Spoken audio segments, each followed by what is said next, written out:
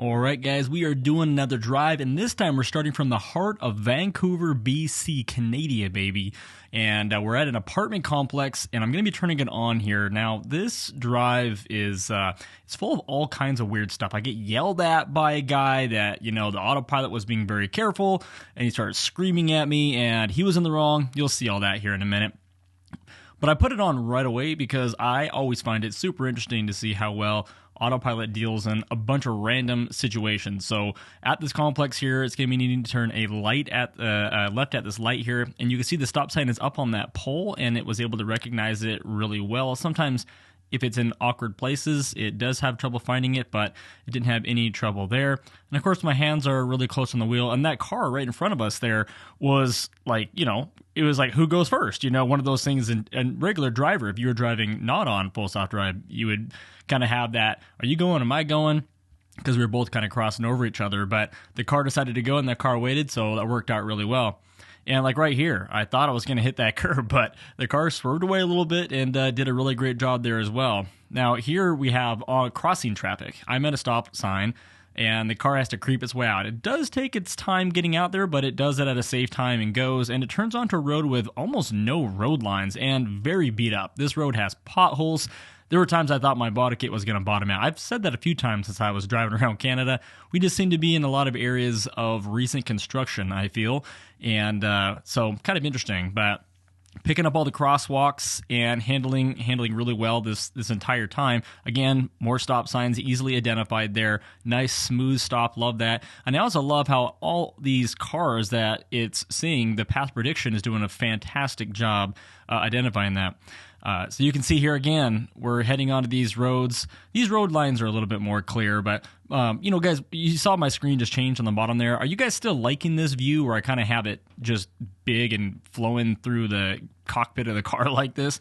Or do you prefer having it like I had it originally, just the actual Tesla screen up there? How do you guys prefer that? I'm curious, because I'll do it however you guys like. I think this is kind of fun, putting all the information up there like this in the corners and everything. But if this is more annoying, I would love to know. But, trying to be a little bit different. So here's a yield to the right here. Car does pretty good, got the sidewalk there, got a yield sign. You see it slows down for it. Does a really great job. The problem is it's definitely taking its time pushing itself through that, but it does eventually get through that there. I think I did actually have to put my foot on the accelerator there, because sometimes with yield signs, it doesn't, it stops way too far back that it just simply can't see. And right here, I was supposed to be in the far left lane, so the car did not make it all the way over there. So that was kind of a miss. We just pulled out there. I need to get over 4 different lanes, and it just couldn't do it in time. It went in the lane for a little while longer. Now, the car does not have an issue getting over more than 1 lane at a time. So that wasn't what was going on there. It just didn't quite identify in time what it needed to do. So now the car, as you can see, it's got the left lane is blue next to me. I need to get in that lane right there, but there's a car right next to me. And so the question is, am I going to get over, or am I going to miss this again? And it's been watching that car. It knew I needed to get over, but once again, you can see that it took way too long to get over. It should have braked and got behind that car, and I missed the light for a second time in a row here. And I mean, that's one of the challenges of autopilot. I mean, it's got to really be careful. You can see it still wants to get in there. See all the cars that are blue beside me there? It's watching their path. It sees them there. It's trying to predict what they're going to do so I can get over. And once again, I go through the light. Now the car is trying to go over, and it didn't do anything dangerous, didn't jump in the middle of the intersection and get all weird about it. But it's still got to go over here again. I need to turn left. And you can see it's fighting. It's fighting it hard. I'm letting it, trying to figure it out. There we go. We got 1 lane out of the way there. But are we going to make it? No, we're not. So here we are again at our 3rd light. And this part actually gets kind of trippy, because you can look directly in front of me there. And I don't know, maybe this is just this intersection. I don't remember seeing much of this in America where I live, but if I go straight, I'm going to go straight into that light post, just dead center. And I actually have to, both me and the lane beside me have to swerve to the right. And look at this. This car absolutely cuts me off. Goes straight into my lane when it should have gone to the lane beside me there, and the Tesla handles it perfectly. It identifies the car, recognizes what it's doing. Absolutely phenomenal there, keeping me safe. Instead of just following the road lines, because I'm technically supposed to, it identified that car, kept me away from it. And then once it passed me, it kind of treated it like a car cutting into your lane in front of you. Like then it finally let me in. So here we are, fourth attempt, and we're able to make it into the left turn lane there right away. I mean, like I was saying earlier, that's one of these things that the car is doing nowadays is it does really good. I mean, way better than it used to do as far as getting into the turn lane in time. But if the car is like backed up, if that turn lane is super backed up, then it just has issues with it because it can't think that far ahead. You know, if you've got cars out of the turn lane and then backed up down the road as well, like that second light was, you're going to have that issue. It says it's going to wait until it gets to the area of the turn lane before it's going to get over. So we're going to get left here, and then we're going to get ready to make a nice left. Now this one, you're stopping pretty far back. So the car's, you know, of course it is a light, so it should be able to handle this just fine. But that is something that I don't really know exactly the answer for that. Because, I mean, I guess you could say, well, if you know a left turn is coming up in the future, just get over the second you can all the way over and just ride in that left turn lane until you get to that exit so you're always in the line. But I don't know. We'll have to see how it continues to work it through. So a lot of back roads here off in the Weyerhaeuser district. We're actually heading from Vancouver to a little town called Westminster, which it's going to be kind of fun, you guys. I mean, it's like a downtown city area, and so here, I basically ended that drive right there, and we're starting now in the middle of Westminster, trying to get out of it is what we're doing right here. The rest of the other drive was pretty boring, just flat backcountry roads. So we're just leaving now. We're leaving a hotel. This is some bridge right over the water that we basically parked on here. And so a lot of construction in the area, cars going, it wants to turn to the right. I had to kick it out of full south drive right there because it didn't really know what to do. Halfway through that intersection, where's this construction lines and all these boards and everything, car didn't really know what was going on. And so in a second here, I'll put it back into full south drive and we'll let the car take over again and try to get us out of this area. A lot of big steep hills here. This reminds me a lot of Seattle. I mean, if you told me that right now I was in downtown Seattle, I'd be like, yeah, I'm in downtown Seattle. Absolutely. So here we are, back in full south drive. There we go. Got the graphics up there. Lots of people coming up here. I don't know if a big group just got out or something, some kind of a church or event just released itself, but stops well at the stop sign behind the crosswalk, which I love to see. And really taking his time moving on here. I think about this time is when I started to irritate the guy behind me. You know, people like to go fast. And then here's where it gets dicey. So we got all these people walking across up here, and we got a group coming across the road. Actually, it's not at this one. It's at the next one here. You got a group coming to the left. My blinker's on. Okay, so like I'm going to the left here. But the guy behind me is honking his head off at me right now. You can't hear it. He's actually yelling. And I'm like, there's people on the crosswalk. There's people on the crosswalk. I can't go, right? And so, you know, you'll see him. He'll pass me right here on the right. He won't even look at me because I realized he was being a total asshole.